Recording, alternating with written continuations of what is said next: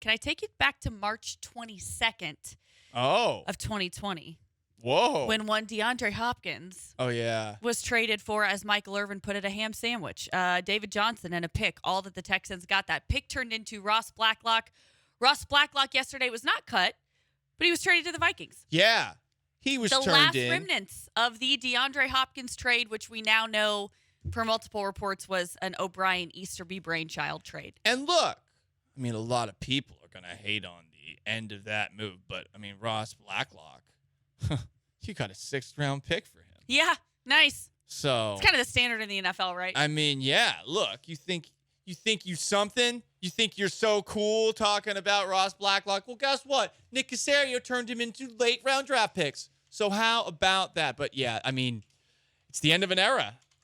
I think that we are now officially flushing the toilet on the Bill O'Brien regime. And while there might be a little stank in the air, it's no longer something that resembles a toll booth restroom.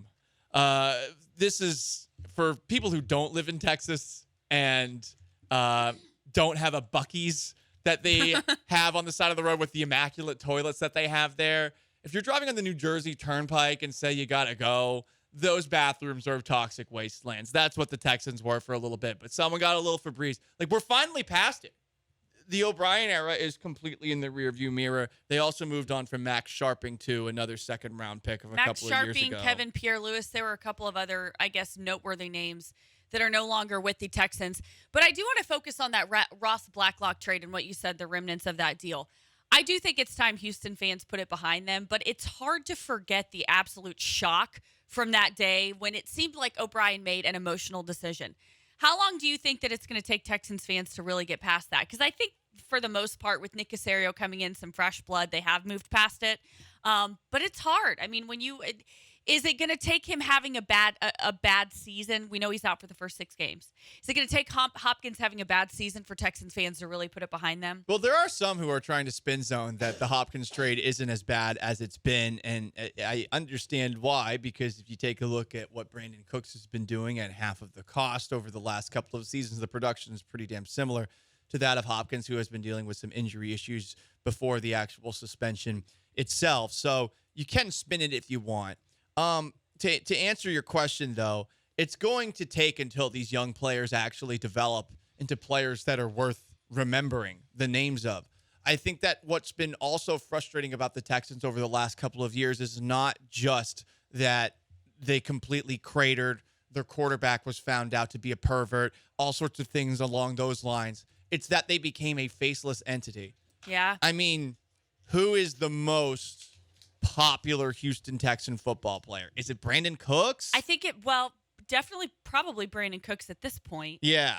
I mean, Davis Mills, if he has a good season, will be on the face of the tickets next year. But this is a guy that I think still has a lot to prove. Like that's the cherry on top of the absolute dumpster fire that we've seen the last couple of seasons, is that you don't recognize anybody. I mean, shoot, you're letting Whitney Merciless go so he can go find a good team. J.J. Watt, go find yourself, J.J. Watt, Seriously, who is also in the desert now, by the way. Yeah, Chad Forbes at NFL Draft Bites tweeted this. I'm glad you brought this up.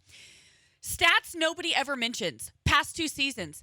Brandon Cooks, 31 games, 171 catches for 2,187 yards and 12 touchdowns.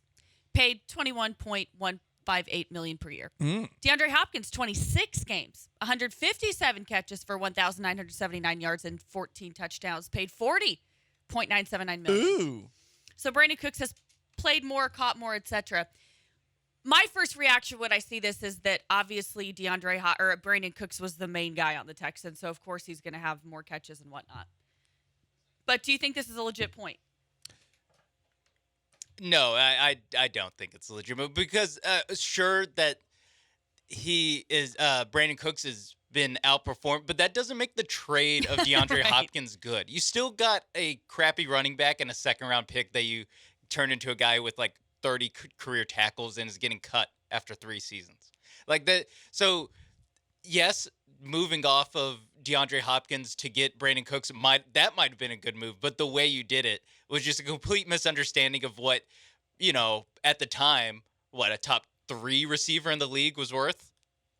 you're spin zoning it in your own brain to make it so that the trade didn't even happen. But this was not a straight up swap for Brandon Cooks. Yeah, they also had a trade for Brandon Cooks, so they gave up another pick to get him. Exactly. Even if it turns out that DeAndre Hopkins, the rest of his career is a bust, which I highly doubt, but even in that scenario, that doesn't make it a good trade. No, it doesn't. It will never have been a good trade. It was a disaster, and it was, like we said, an emotional decision by O'Brien.